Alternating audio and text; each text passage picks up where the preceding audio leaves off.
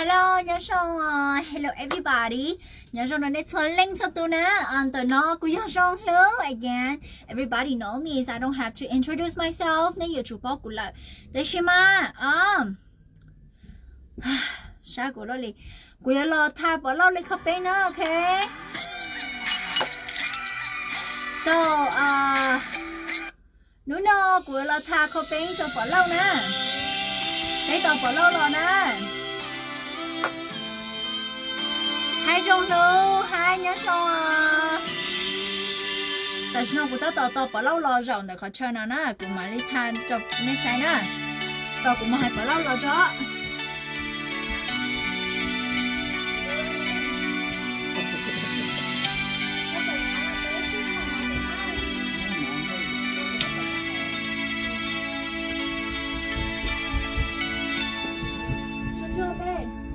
Dọn dọn có chè ngồi sơi có phê ngồi nhẹ khê sơi có ba gì tu cô bỏ sao sai cũng sai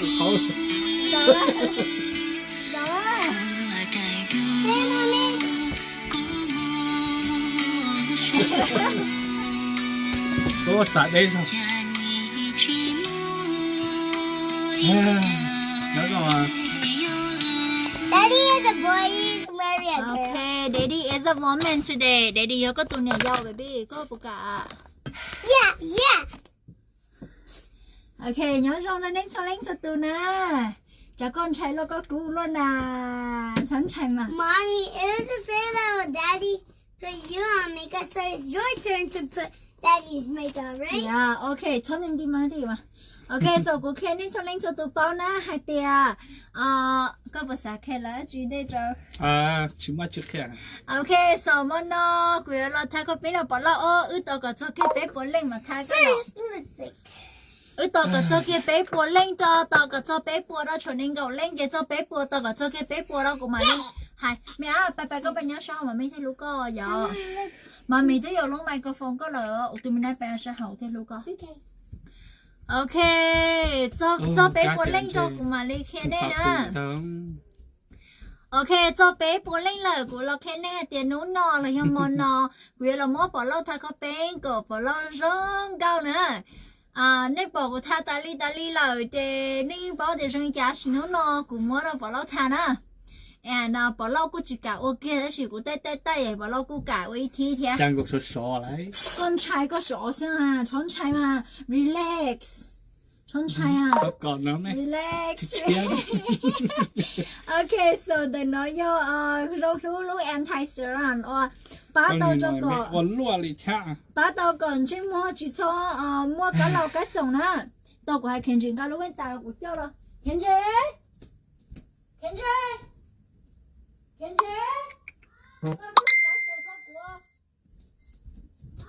Ngài có lúc glasses đó của. Cho lại. Okay, lúc đó nó gì? Ngài có lúc glasses đó của. No, you sit. Right now cho No. chứ muốn cái là vậy. Okay, so lúc đó nó nó pleng tao rong cái giống cái lẩu thế vấn đề cái giờ thà có bên chỉ có chụp pleng nó vấn đề nữa. Okay, tao nè.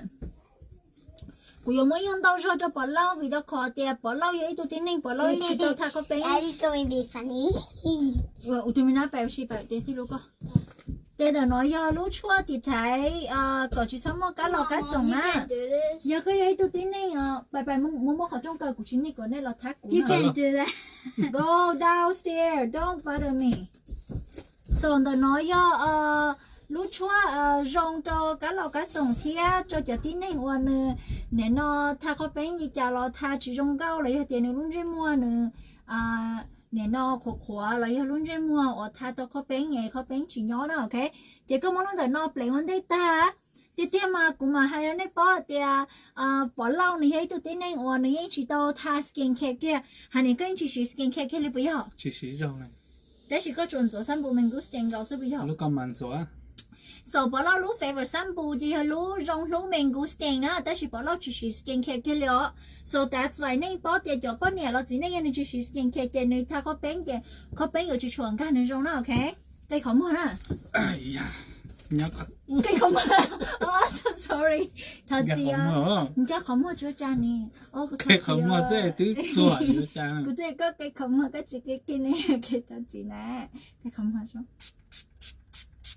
ok chơi so cho nói cho tí nữa cái không mua tàu mà chỉ không mua lắm chính trị ok chơi cho nó cho luôn chứ mua còn nơi thế đi rong nữa ok so nó của giờ xí lúc có bé rong thu liquid foundation number bé cho bỏ lâu nữa của giờ xí number A bé dạ con bên này của xí number bé nó thì của giờ mua rong lú cream foundation mi phèn có một của cream foundation từ là có bút kia có mua từ là bảo tụi mình nói bảo xí hậu của thế cho có chuyện chính của lú bây giờ của trái của có kia nữa của lú cream foundation à hay này của lú cream foundation number O giờ lột thông một thứ là bảo chắc bình thường tới lú cream foundation number O giờ lột thông à chỉ lắm nó chỉ là nói number B cũng chỉ lú giờ lột thông cho họ tiền có hòn cái giờ đu của chị đu chưa cha nè đánh cái đó chưa cha ok tiền của chị lú nó nè nhớ tới nó này cũng chỉ lấy là ok nó giờ lú cream foundation number O giờ lột thông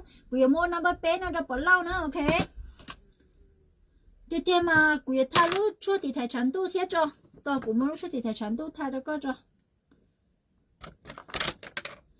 thay lú chua thì thay trắng tu để nó nè ok nó giờ rong lú chua thì thay trắng tu nè em thay tao rong câu nè ok rong lú chua thì thay trắng tu để nó mà có thay cho mà我来录这么就切了，给他一下，给这一下呢，OK。用路是的程度呢，用压力 primer 呢，OK。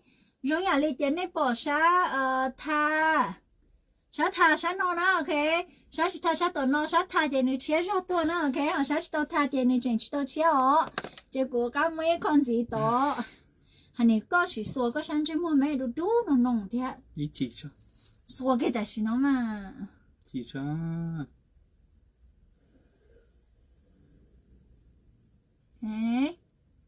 nó mà có thể chỉ thay cũ đi nó nè, giờ chủ tao mua luôn là nó lúc cho thì thay sản thu nó cho là thay chứ có luôn chứ mua. Gà có lúc gì là mẹ cái liền phì hòn.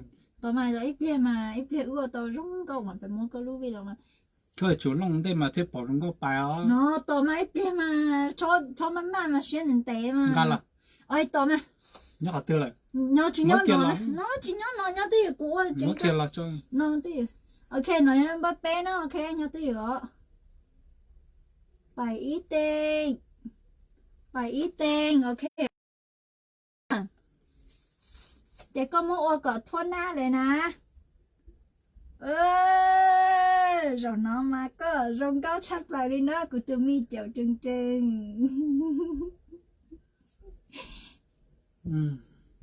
rong nhớ cái gì hả rong cho rồi对，个了，我嘛做妈妈，我那天做做，那么个我姑个我弄是天里猫天里其中啊，你rồi nó mà có rong cao xíu xíu, này đây, có lúc học sinh nó ta có bên đâu trâu, có nào lúc trâu, sao có cậu mà, sushi hả? Ok, giờ đi nè, ok. Tê, cụ phải ớt tên đó, nhớ tiêu. Ô, vậy chồng mua đấy à. Nhớ tiêu, cụ phải ớt tên vậy cũng mong quá. Ở đây có thằng có bên có rong gạo, nhớ tiêu hả nè. Nó mà có thằng quá, có chỉ tao mua được có bên spray nè. Có chỉ tao mua spray, bài có thông có luôn chứ mà có mà thằng thế liệu. Nó mà có thằng cũ có chịu lên đó nè. Ok, chỉ thế thằng tao sẽ dạy thằng có lên nó nè. Chỉ cũ lúc có bên nó full cover nó, ok. Chỉ thầu câu lên nó tao lại chỉ có một lúc span cho lọ nó chỉ nửa thế li bài thua có luôn trên mua nè thế bài thống bàoอยู่luôn trên mua rồi rong câu nè nằm mò có thà quá có chỉ li thà kia xứ có đôi chỉ mua qua có spray bài còn đơn tao à that's why có thể thà tao cũng chỉ dùng cái à nên thà khó bé mà nên chủ tao mua lúc foundation nó qua đi tính một cái thống bào thua nè cho có ở đó biết một đế tao một nó Cụ về chơi dây khỏi đo số con đó hả? Cái trên tay nó nè. Có đọc tiền đến thổ.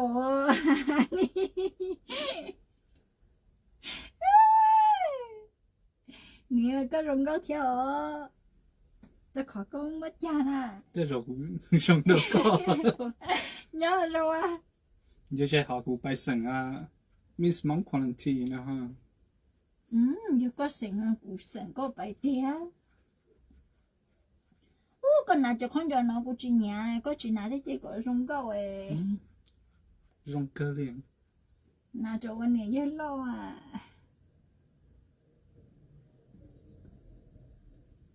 Nè nè. Mommy, you look like two girls now, right?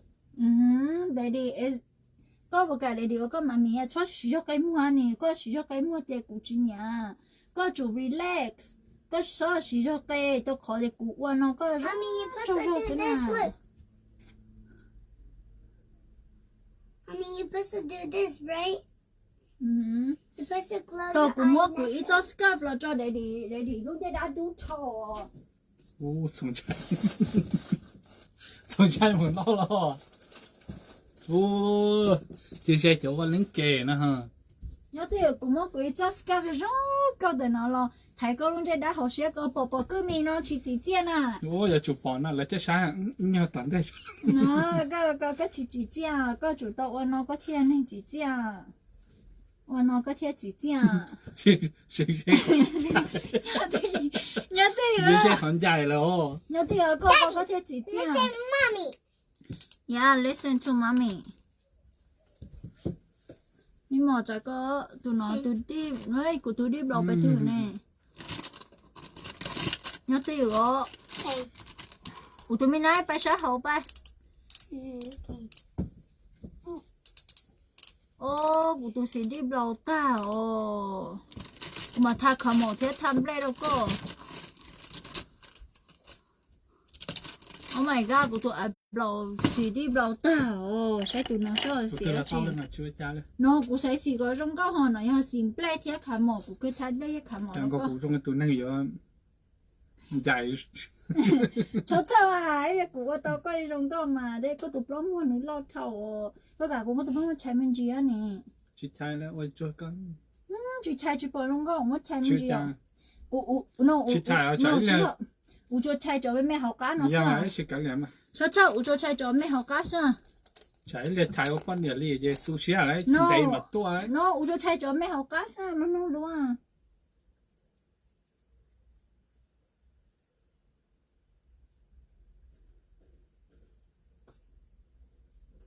Sao chạy đâu cũng chỉ tới chế liền.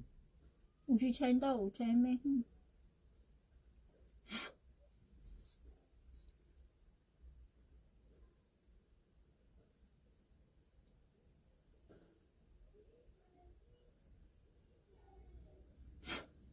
tí nữa nó tí nữa cậu mà liệu á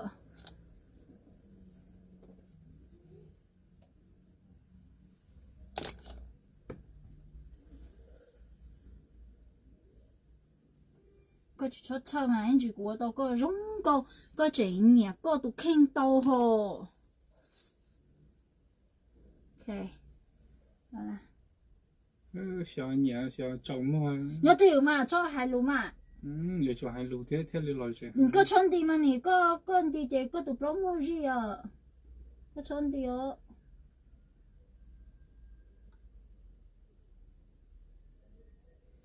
có tụ bao mua nên tao để thà khám một số ít bỏ rồi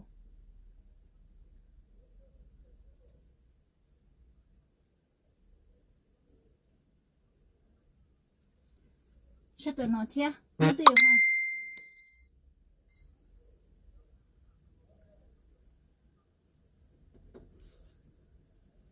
cụ tha trời cái có tụ bao mua bỏ bát chiên số giờ có em không tụi mình nói bảo xíu nè ở nhau nó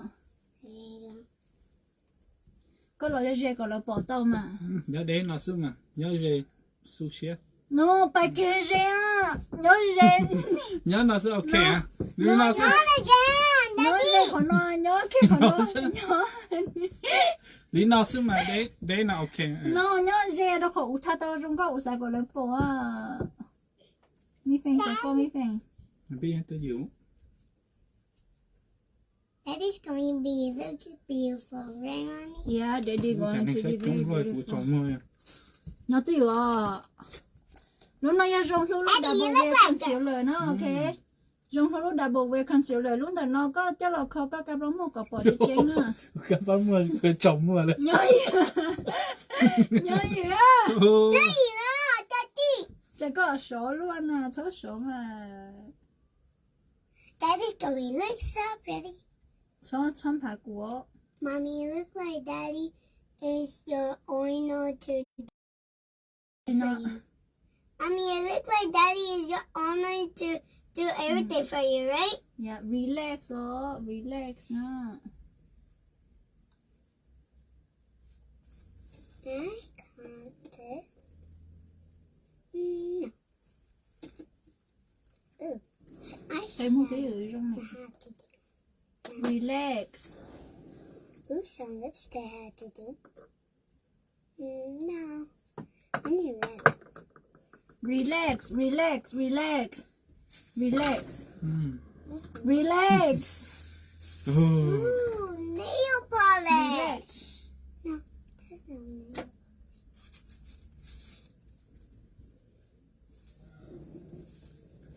có cái mũi à có cho rô sẽ để có chỉ lo có rong cầu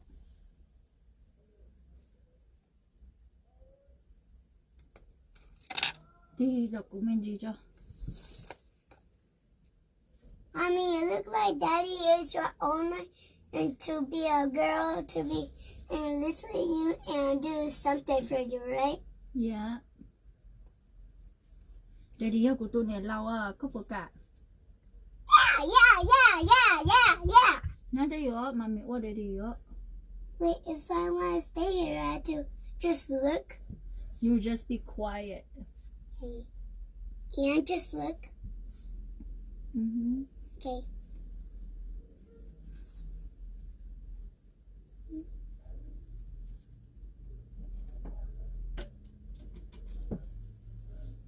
tiêu của khâu sát đó mà nó phải giống vậy có nhớ tiêu cái khen nó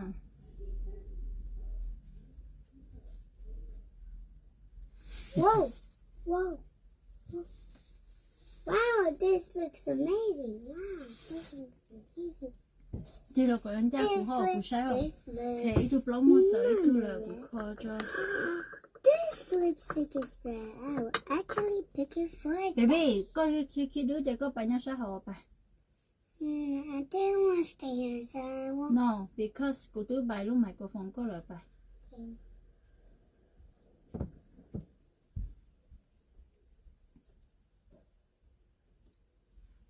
okay À đó.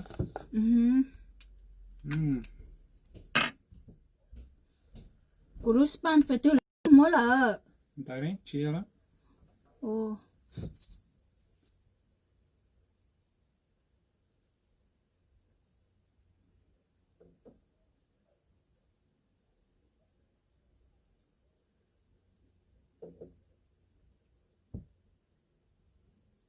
anh ấy có yêu bọn nhá có chỉ tháo cha rồi có mua cha ồ nhiều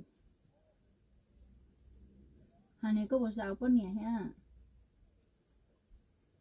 Chỉ sao mà. vì cha nó bọn nhá thế trong câu mà Nó lại yêu mình nữa. nó là mình nhỏ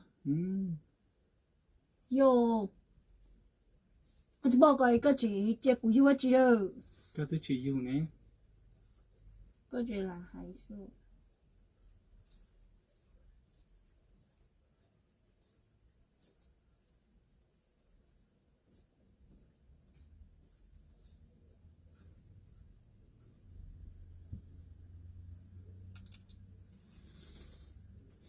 nè của sao có muốn rẻ có lấy bỏ Nhó nó sẽ bỏ thầu hơn. No, Daddy, listen, Mommy. sao con à hắn nói tại để eyeshadow á Mommy, next up, let's do the lipstick, okay? cho của eyeshadow ở đây để đi cho Okay. cái khỏi mua này đi nó Daddy's going look pretty. Yeah. Mommy, look Nếu có like cây mua cờ rong có gì son tia con tia cũng tàu có hò Chúng có chút thiệt chứ. Mommy, it looks like Daddy's your owner.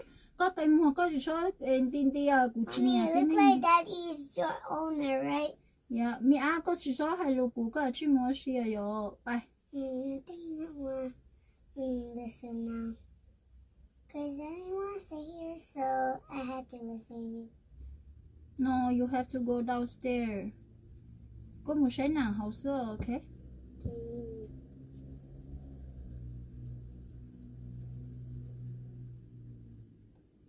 nhiều có mà rong có tít tia liệu có rong có kia à một đứa Nó có chuột thì cha không. có rong kia lên mấy đứa nó tiêu cái Thì mua thiệt điều ấy. chia我拿去切 Ừ.切一下喏你tiêu cái gì à ô nhiều giờ chờ mình nhỏ dùng có tủ cha mình chơi rồi mua cha hình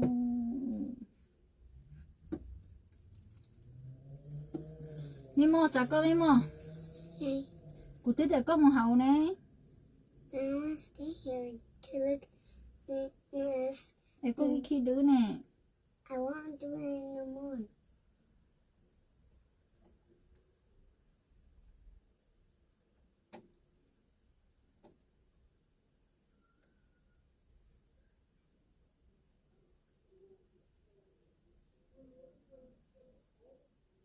cái gì ạ Okay. bữa rong nhỏ nè Thiệt chú chơi. ta chỉ rong cho cái hả Chỉ như thế. có thể sẽ có mấy đứa cha cái cho không phải hả Chả nó gì rồi tao. Nó gì.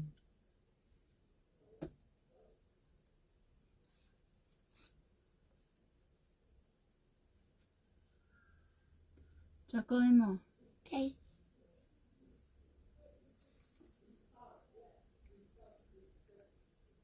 bữa rong nhỏ nè Chỉ rong. chỉ rong nhỏ ta Ừ.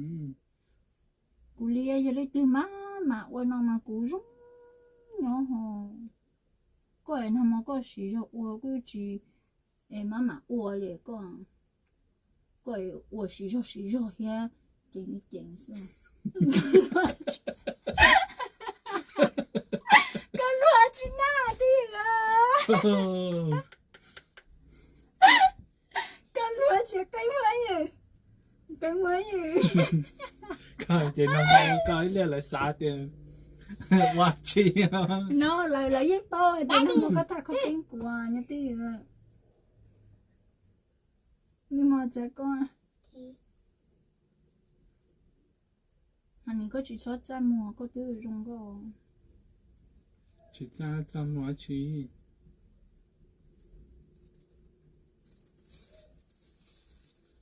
nó tiêu con là của face có khó được con đó nó tiêu mà cho tới tao tài nói hay trong lúc phẫu đời nó trong lúc phẫu đời nó mà trong sắp lâu nó ok muốn cho là fake họ ai bảo cho nó nè trong lúc phẫu đời nó mà nóคือการngừa thiên cho là cho nó mà nương blend tao có liệt eyeshadow sẽ xong nó chỉ mới any harsh line nè that's why cụ thể nhẹ trong lúc powder hẹn à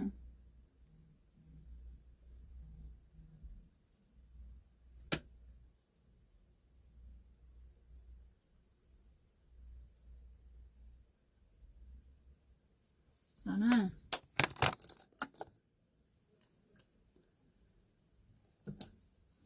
Dạ vâng.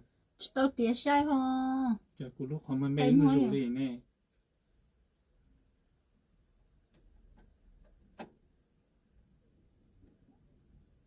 có chỉ mua tới mua chè cụ thể qua khỏi nó cho có mà nó khỏi có lúc có chỉ mua tới mua à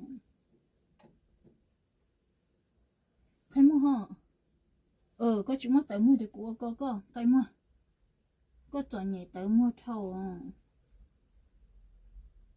mi mò thì có mi mò Okay. có chỉ một tới mua cái củ quay nó có chỉ có thêm một tới mua ha là nhau thì có cây mua mà cây sữa có cho xí không cây à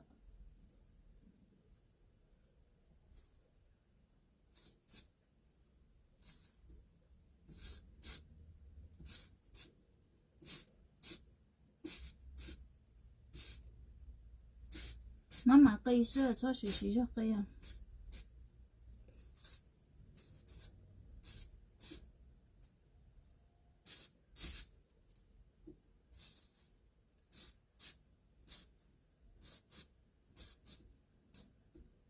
thì tụi nó cũng sẽ có số của thế bỏ tiền ra rồi chính ra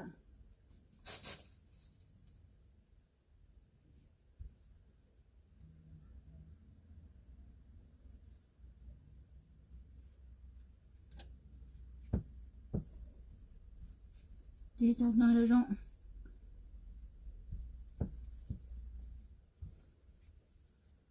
Ready for long go baby Yep.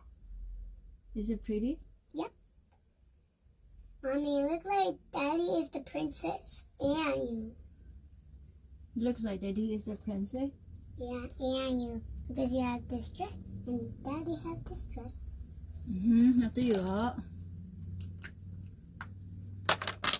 nó tiêu mà mình order daddy trong go chẳng có gì có chữ qua gì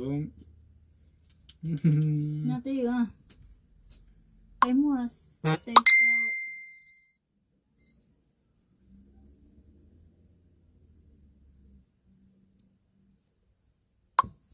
có chỉ cho đi à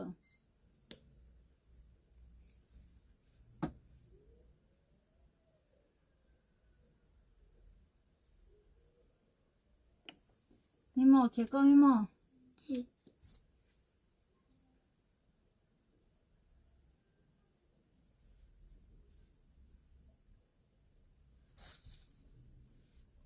có em không có cái cây mua có một thả gì sao hậu nữa nó tiêu rồi đấy à Daddy, you look like so beautiful. trời dòng logo glitter dòng logo That glitter is nè. so pretty, Mommy. It is cây mua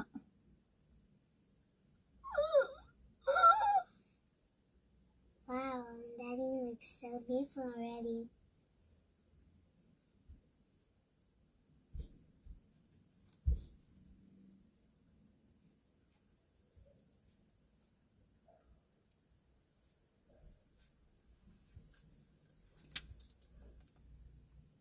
có chỉ cho chuẩn đi nè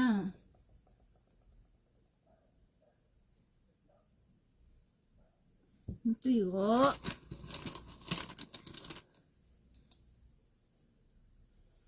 cây mua rong nè ngoại là nó có mà cây sao chú thầy ở sử dụng một qua sau này trái mua ha của chú nhà rồi có chết rồi nhà đây ở sau trái mua ha của chú nhà nhà đây ở stay still chẳng có chết no nữa cho với con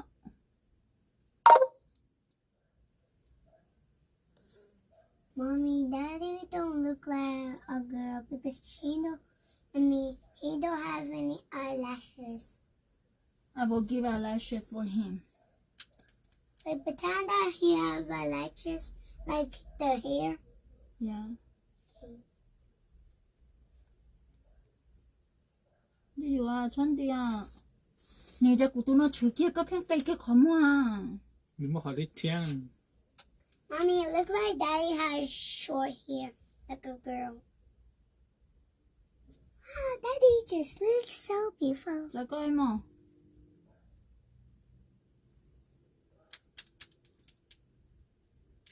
nó tiêu của mót tụi này ta nhé chua tha to cho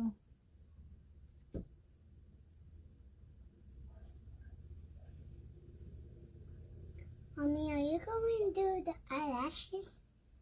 Like the eyelashes, like the nè hair? lo ra cái là bỏ trong có nó sẽ No, Daddy, go! Go! cũng không mà trái lo liệu ui chồng mà nó tiêu của tôi Mommy, what about the mascara này eyelashes like chuyện nhẹ thông nào kia liêu khó có yêu có cho sợ Like Dạ. nó thì ở mấy một giờ có Okay.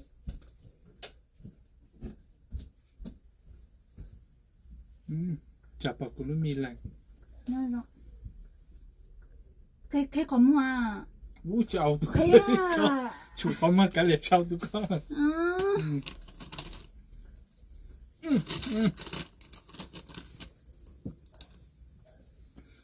Ủa, flash ấy lo có rồi nó sẽ mà ok chả đất đa này cái có mua à vũ chịu nè có cháu có cái có mua qua lại nào cái sao chú mình to hồ Mommy, what about eyelashes? Thế His không mua à? eyelashes. Mommy, what about nè tí à chịu tụi con nhớ tí à chú chúa chết đồng nó chỉ tí à Mommy, what about daddy's eyelashes? Eyelashes, like the hairs on your chẳng có eye. mò nó tí chỉ món này có cháu có cái gì ta chúng có Mommy, hả what about the eyelashes, like the hair chết on đồng the chả mấy cái eye? tên Are you going to do that? vũ lòng nào cho cụ bao nhiêu cho cụ chịu chào bao nhiêu No, rồi Mommy.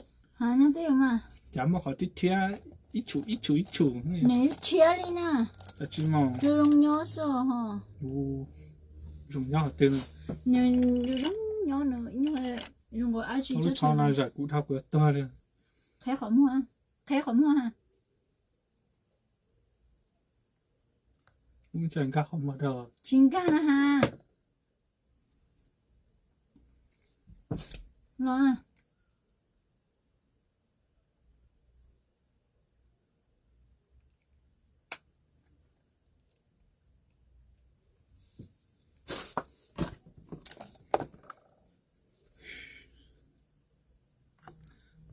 này than tàu nói bao nhiêu cho cụ chỉ sống bao nhiêu đó này chỉ số bao nhiêu chặt trời tôi tạt tôi xã thì phong như vậy đó vậy than cho nó có tôi bao bao theo ớt mà có chủ xuyên để tao của mà khé khỏi mua nhưng người dân ca không nghe chính cả là còn nó mua cái mua thác của mua có thác đâu cái này chúa đâu lúa thác lúa trụ má máu nó sẽ nó mua thác tiền cổ hồng nó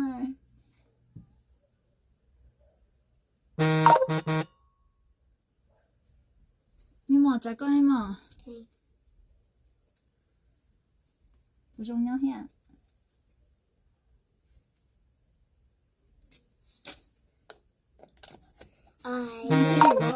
lâu biệt ta đây nhớ thì là See?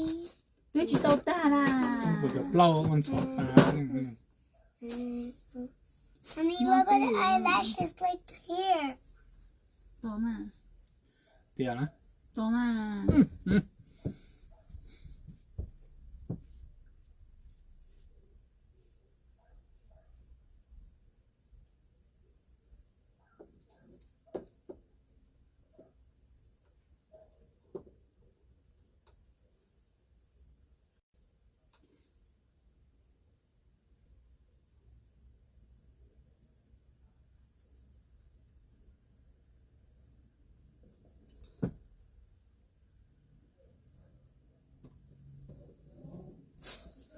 Mommy, what about the clip hair? It will make Daddy more beautiful. Like the hair extension, and that is for Daddy, and he will look like a girl. So, can you do it?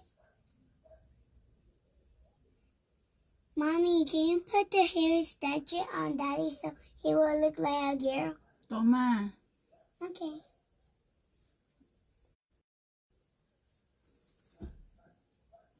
你如果他地bỏ chỉ dùng cái số bỏ thì tiền nó có dùng cái hình nó chẳng cái lo lì thì cái tao cũng nghĩ tao chung sống bằng bự cho ra chỉ đã khá lo tới tao tiền à nên vấn đề nó than đầu lũ mồ có bao bộ kiểu có sẽ để mồ有种高只用一呀，个包的。地面记得那这股后。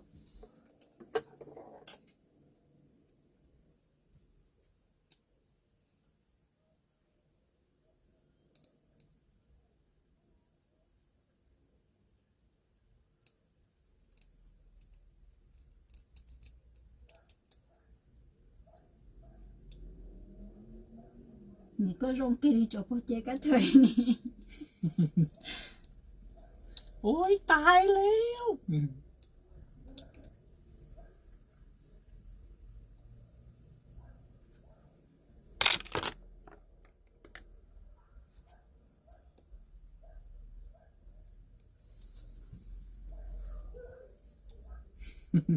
tỷ lệ yếu rong câu thìจะ好吃用câu啊 อื 你， มตีรงก็เกิดจะเขา tỷ lệ yếu rong câu hình à, lúc công thái chỉ rong โอ้ sao, คนไทยฉีรง lúc công thái chỉ rong ha, cụ thể có phải dễ có lấy thiết เจ้า bộ ก็ à. จอยจะตั้งฉีเขาก็ใช้ชาตีนึงเน็ตสวยอ่ะ 你tỷ lệ说好的好公太了就用câu啊， พอชาเขาโมลิกุยอนใจอ่ะ 哎cụ thể có tiền, tới phía bài này số lại cho lời sai nè ha, sai tỷ lệ yếu rong câu không có bỏ, nè nè này nhìn đi tới kinh, rong câu tiền này à, ต่างจากตรงนั้น tới rong đó. จะกูขันชื่อเราลอนชื่อเราจะ chỉ có lần trước nào cũng cho hai lại chứ nè nhớ tiêu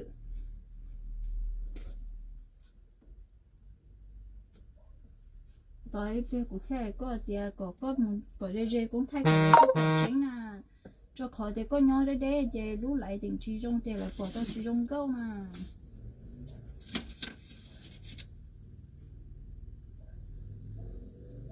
tôi cũng mà chơi nó lo dây sấy quá lâu nè cụ thể tao trong có hàng á thì sử dụng cũng thay được bỏ cho tính trong tu chỉ trong hả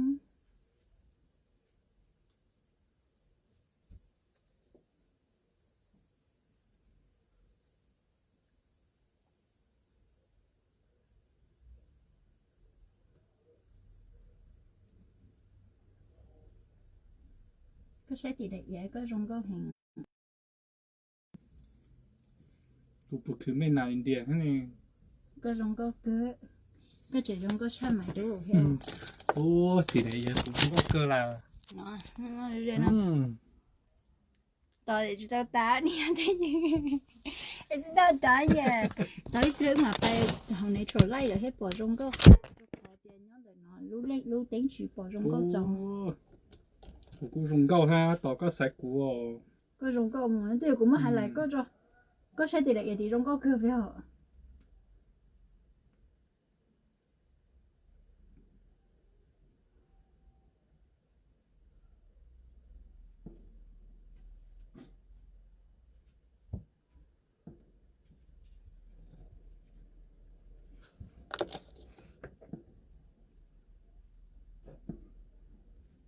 จะชื่อก้าชื่ออะไรอยู่ chú cá mua khóc bánh à The present smell good. đó cái sẽ โอ้ tỷ เขา lệ ชีรงเกียร์เลยชื่อช่างโดน hậu chỉ trong chỉ sáng đầu nó trong có hình hậu tới hai con này hai tia lúc con thấy chỉ Mommy, lipstick time. อืม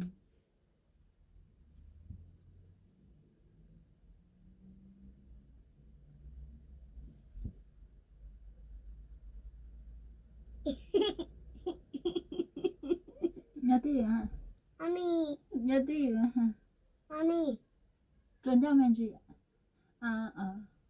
mommy, can you put the hair extension on Daddy's hair nè side? cô lúc còn cho cô không bị à nó Mommy, can you put the nhớ gì hả quên đâu đó cô lúc mommy, mommy, แล้ว nhớ จะ gì จะ hả mommy?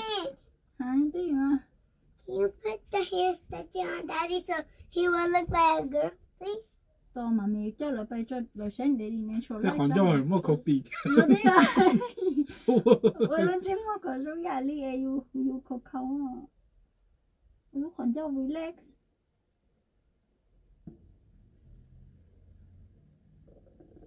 relax à ต่อนะ ต่ออ่ะ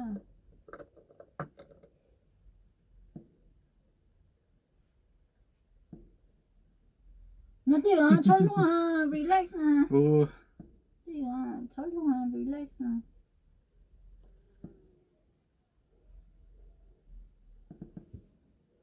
Mommy, now can you put the hair extension on? tao mà mình sẽ thắp thu để đi à ต่ออ่ะ chị tao lấy nè hà có bộ nhà có tí để trong có tí hơi ạ thì để hai hòn thế thì giờ họ ngồi chơi hai rồi họ ngồi tôi thâu mấy thì ô chỉ xem cụ thể thì họ lúc cũng thấy họ lại chỉ rong xí nè ha cũng mà cho là cái sấy cơ mà chỉ nó tròn đủ ấy lại chỉ rong cơ sao cơ rong cơ hình họ cơ chứ không cần đủ luôn giờ nè cơ mà đủ cứ chỉ có bó này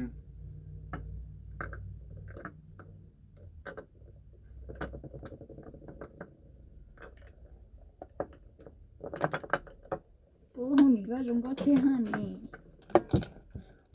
xã hội chỉ trong cái sự sai tí rồi ê tí rong cơ đoài lúc này chỗ lại chỉ rong cơ à chẳng chỉ lo cuộc chụp lâu rồi chỉ nhẹ đi chụp lâu nào có một con chó ta chỉ trong này chúa cha lo khe dây ha nè lo khe dây gọi là sách lo khe dây gọi là bỏ à tiếp bóng này tiếp bóng trời mất chả mất nhiều chồng số tao rồi Mommy, when you're done, can mấy you nhiều put... chồng số tao ra Mommy, chỉ nói đi Mommy, hả chả có nói nhé xuống xéo Mommy. hả I think when you're done, can you put the hair extension on Daddy so he will look like a girl? dạ tí rồi bên nhau cho có bụng mò chỉ mó cho nó nhẹ mó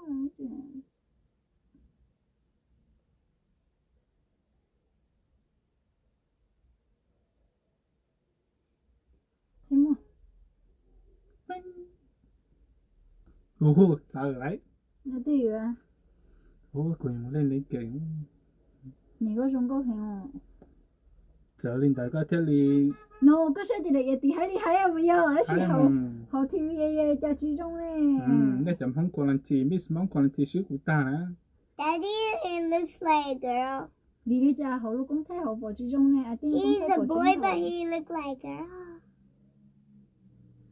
Yum, yum, yum, yum, yum. không mà chấm á tóm à I fell down the monster's mouth. Ah.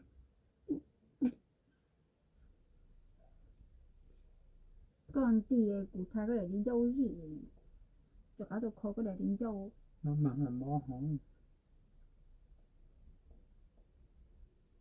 ô sao trời ô tao tao xóa tù giống nó chỉ này tù lục củ sắc nó to cho nên ra củ bò chút trâu xuống tù chẳng nó giờ nhung nói này nên nhiều quá thiếu rồi nhà tôi có tôi rong Sao đó cho nó giờ ngủ bỏ vô đúng đúng tao đến rồi Chỉ có xin bỏ nhanh có được. bỏ tôi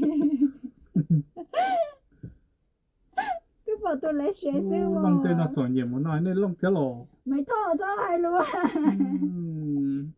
nhớ cứ về mày thọ đâu nè What about mommy? I Uh-huh. have a Uh-huh. good name for Daddy. Cinderella. để đi Cinderella nó Yeah, because he had blue. So can he call Cinderella? phải mua rồi nữa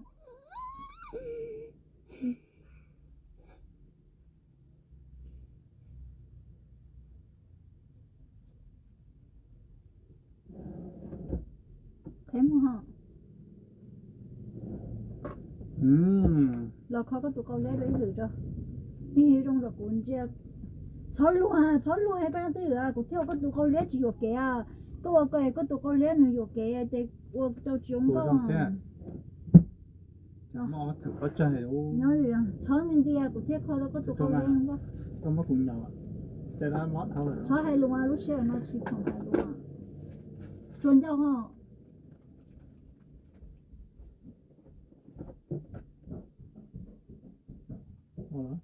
mà tôi tao để mà con cũng thay rồi kìa con hiểu Daddy is a girl. con thay rồi kìa và khi lúc đúng được Look, Daddy is a girl. nhá để đi vừa hay Kind of. để I đi like vừa you, đâu Daddy. You're my mommy. nhà họ chỉ rong rồi chỉ sáng đầu nó cứ tiếng Mommy. mà rong câu họ đó chỉ hậu ấy rong câu đi lúc con thân để nó bỏ tới chỉ rong câu cho cá thay đâu có để bên trong nó có muốn ôi dồi kề bao đồ chọn đi á đi rồi rồi rồi cũng có đi tì con chỉ chia đi rồi nó máy thao ta có bé người chụp phát chụp xe thế Cinderella. nó máy thao đi à cho hai luôn không máy bảo thao là mó hả đi à My toe. Listen, mommy. Yeah.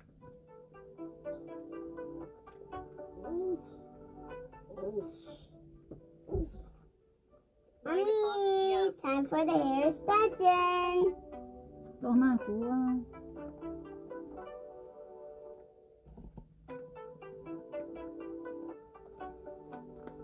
nó đi à máy thao của chị đâu khó tao à cũng đi khăn sửa lời con có lúc đấy đi gì ấy gì mà con tin đi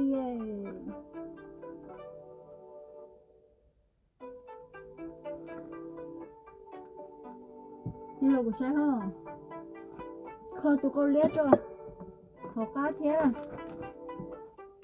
mốt mà có phần tua ha chẳng như phần nó chừng cầu kế thế này cho máy thở hai luôn Draw my toe. tao bảo luôn hai không phải hay cũng nè nó thì ba giấy nghe tôi thế lâu nó thứ nó có giờ ba giấy mà nó tí mà thấy có chọn tiền con tiền đi có lại con để chúng có uống nhà thứ đó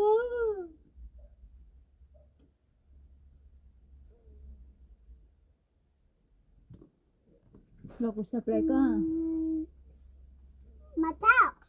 Yeah, I got it. Mommy, time for the hair extension. đó nó talking thế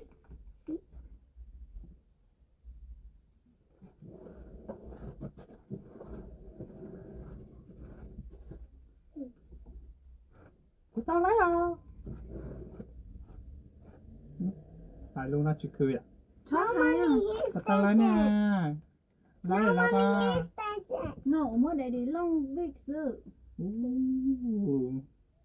đó đi rồi tụi nó hả cái tí nè đi rồi trong nó chuyện tí của chân rong gì ha nó có lúc đây làm mà tiêu rong kho nó sửa máy thở lúc này nản nó cứ chỉ rong à mình đâu máy thở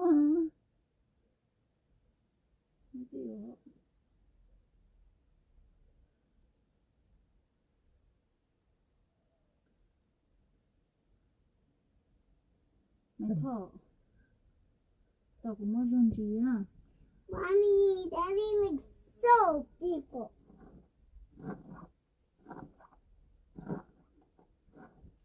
Mommy, you should find it. You should invite it and Daddy to go to the ball. Mommy, you should make Daddy go to the ball. thì đi với nhà một giá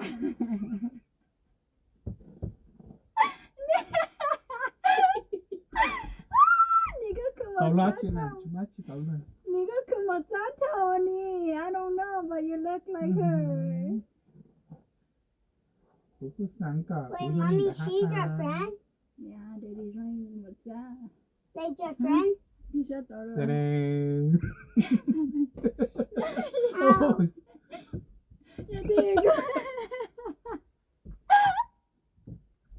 Ôi. Nói ra, phải ra. Phải Thế? ra. Phải ra. Phải ra nè, phải ra. Đó. Hả? Chị thấy tao thì cũng bị tao rong lâu á, chứ nằm ngủ sao thì chỉ rong nó. Giờ cũng mấy khó lo luôn cho lại thả. Giờ chị có thả có tụ khen có tụ chỉ rong gạo chị có sai có giờ chị bị đó có tụ bao nhiêu giờ có chỉ rong gạo một nữ chị thoát thả lại thì chỉ rong gạo nè, ok. Chị ta chỉ nói chị cũng chỉ rong gạo chị thấy tao thì bao nhiêu rong gạo trả lời chị cũng sót thua sót hai nữa lời nữa. Linh ta ơi, trong này chỉ cứ tin năng cha số lần À, con à. Nhớ thế. Tôi tua liền tôi. Anh nhớ thế nhớ gì có ủ trôi ra là sai con nó thì ở. Trời, ra qua đó chỉ đâu cái phải. nó cái hoa. Chả lâu. Trời có sai có cứ một cái. Cụ ta tại giúp bảo hả? Chỉ bảo nó. Có cứ một cái thấy tiếc rồi có xã Bảo xuống hả? Đấy.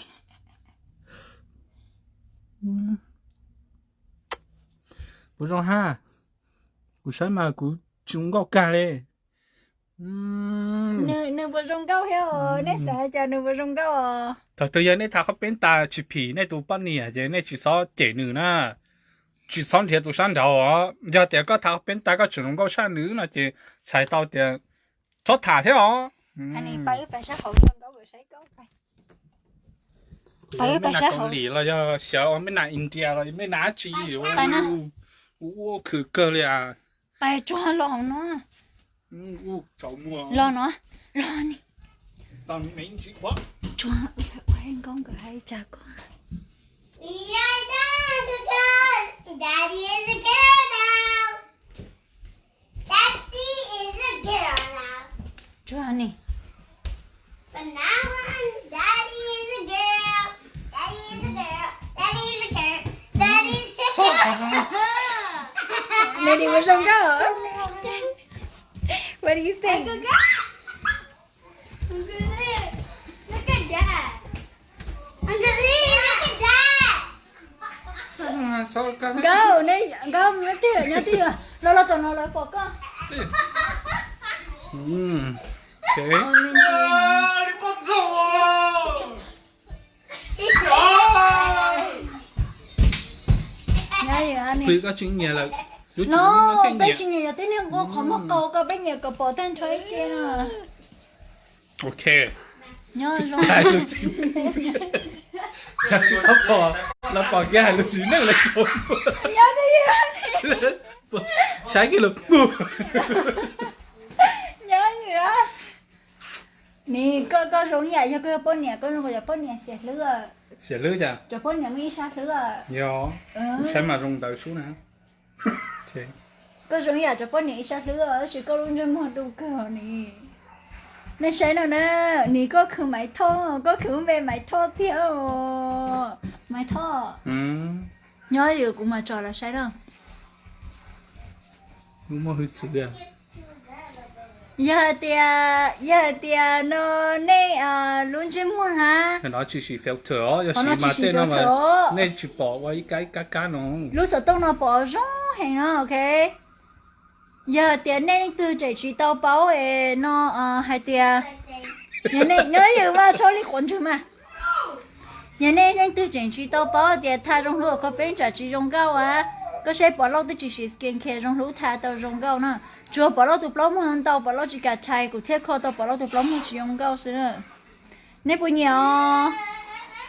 Nên nhà nó bám mùi dừa đó, mua nhau về sai nè. Anh cóคือก็ผิวแบบไหมทอดโถก็有半年ก็จะ半年都晒少就他你那种嘛你 Sai con đi. Ok, tao đó. Kẻ nào đó?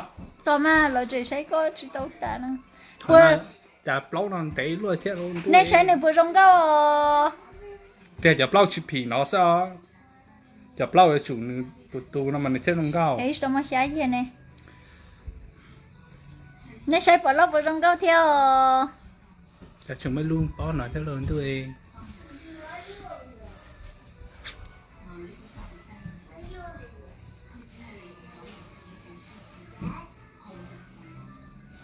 นี่ก็คือไหมทอดเที่ยงอันนี้ Tao đó. ต่อมาเราจะใช้ก็ว้าจีดีก่อนอ่ะโอ้ Thì alo đi nọ sẽ luôn. À, chả chúng mình mì thế này không sợ bỏ. Chả giống nên tử. Ok, นั่นเป็น tao ยังไง hả? อ่ะ Giờ nó bám mùi dừa nè, ok. อู้นี่ก็จะก็จะมองมา so flawless tao là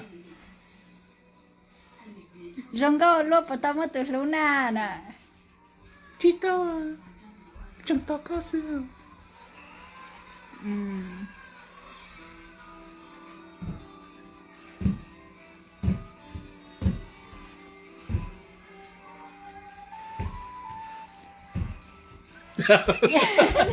sushi đi hả? Ok, tiền nào sẽ? tao mà của thầy là cho là say rong Để tiếp mà bằng đây nè.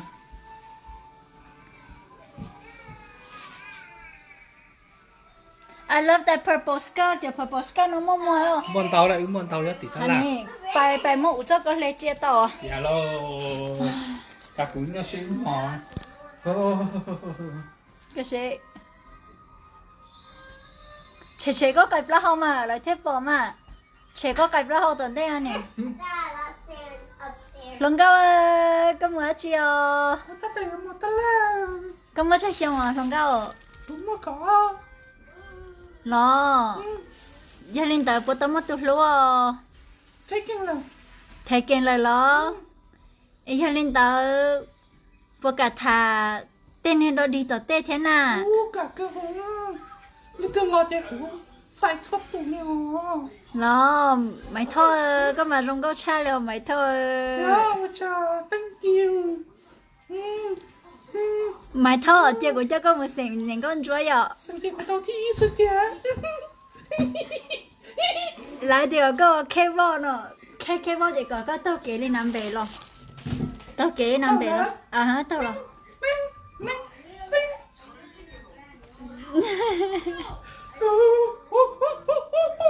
này có thôi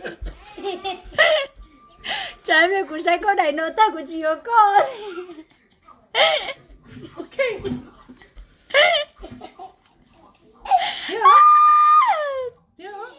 rong câu chỉ có chủ lửa con chứ không có rong câu hẹn họ computer nó chỉ rong câu xin à họ để rong câu hẹn rồi chơi giờ để bây ta có bỏ có để rong câu sau nó cũng thay nó chỉ bỏ rong sữa mấy thò có cháu trở lửa rồi Không ăn anh nhớ. bố muốn anh nhận nữa nhưng muốn anh nhận nó lo cô và lúc hai lần đầu đây nữa thế nào Ok, tiền nào sẽ à? mày thôi có rong câu thò mày thôi nì có Sẽ xì làm tu, sẽ lâu làm tu, sẽ chỉ lúc lá dày thâu lần xứ. mày thôi có rong câu hẹn rồi mày thôi Ok, chị này nó sẽ à? Ui, bài chế tinh thì quá đấy, là sao? mày thôi của chị bố con tổ chức mua mày thôi thay đổi ta có mà tổ chức mua mày Ui, thôi tao. Tôi là mà tắc cầm một này, giờ này sẽ cũng kết thúc rồi. có số hay sai chờ thay cô rong câu xin à mày thôi nì có thì mày thôi đâu nếu mà nhận Ok. nữa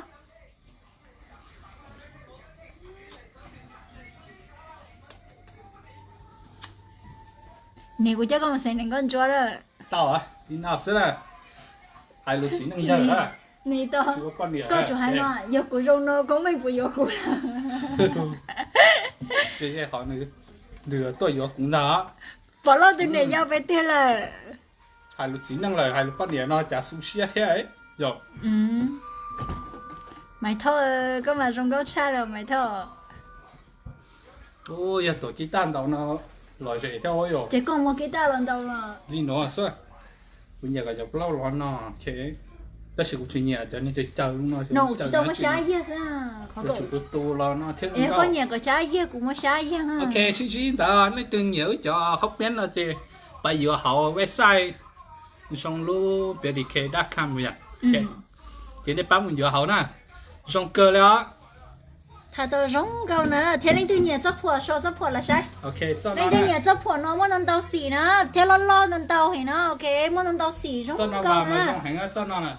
cho nó lên tôi nhà nó bây giờ tàu nó muốn ăn tàu xì nữa cho nó máy cho đặt đá thì nó ok Để nó thế đã nó. giờ lên tôi nhà nó bây giờ tàu nó nhớ họ rong lối beauty care.com nó ok mua purple mua nón đâu xì hình nó ok cái này nó sao cho nè you need to do a daily my thought routine my thought là tiệc cái chủ tao khen là everyday daily cho có hay ok my thought giờ chặt khen à tại khi có nên là tao có bé là sai thế khen lần rồi chứ mua nó my thought nè trả lời cho mua rồi nó lại tới cho mua rồi ý ở xong rồi my thought có trong có chai rồi my thought cha hãy cơ rồi tụi cha hãy cơ no my thought nhớ họ cũng thay nó được thuần nên ha có chỉ bảo người ta có sai để có trong câu có thể thay đôi chỉ thay lại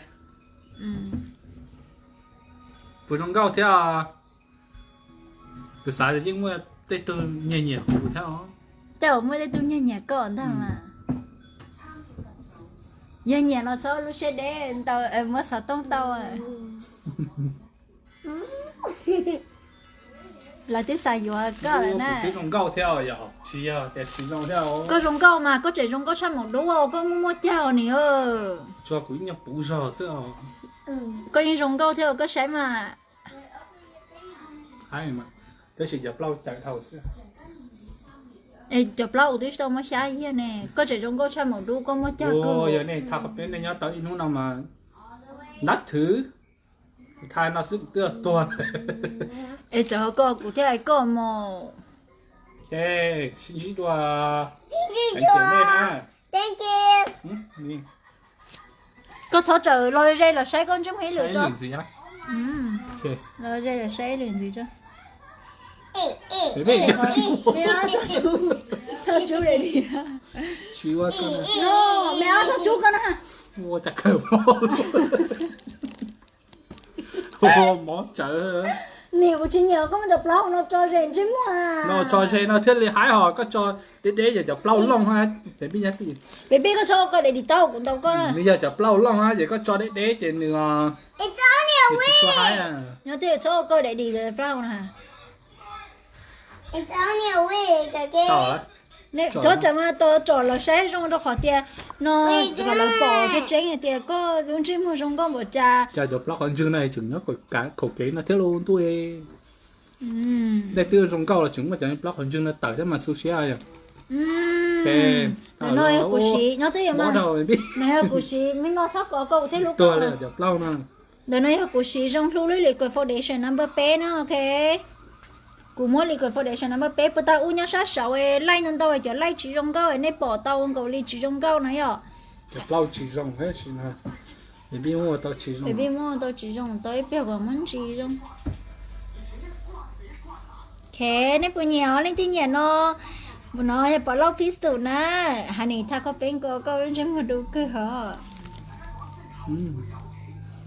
ok lấy từ nhỉ nó mùi vào tao na nhớ đầu tư xem về hồi trả xong luôn bedicare.com ok tiền chỉ này nó sao thì cũng ngủ thank you na chào na bye ok mày thô số trở bao thay đũa cho mày thô thay gì thay á ok chị bé mua khỏi like nó tuổi cũng bé thay mày thô bé đẩy đũa đó nó giờ tên nó mới xí hở có chỉ số trong tuổi chị bỏ cái cũng mà nó tham mày thô nè mà nếu chị bỏ khỏi này số like bỏ mày thô trong câu đâu khỏi tiền nhớ số số chị like nên đâu chị trong câu lên khỏi này số like nếu chỉ mua là nó trong tu là nó chị nếu chỉ bỏ trong câu này đã xí này bỏ yêu person mà trong câu hình này nó ok thiên chỉ mua đủ cân câu ly giờ lên từ trái trái bé thao có bên tao trong câu chỉ sau lúc sẽ đến nó giờ tao trong lúc có bên bé thay trên trong câu hình nó mày thò là hay thà bể bém nó câu hay thà bể là nó mày thò và hai chỉ là giờ cũng cho hai thập bé giờ khả năng này nó hai cũng xem một đứa em sợ chỉ tao cho hai thập bé giờ chơi mà nó chơi để té ngon bò nhiều cha liều mà mua dừa ở chỗ nữa bao dừa chỗ nữa thank you à bao giờ trong hồ ly câu bé nhớ họ trong hồ bị đi care đã làm nó lúc sắp play lúc trong sắp tới nữa thế lúc play cái lò cái chồng là có sẽ sắm mau cho mày thọ luôn trên mua đủ luôn rồi nó ok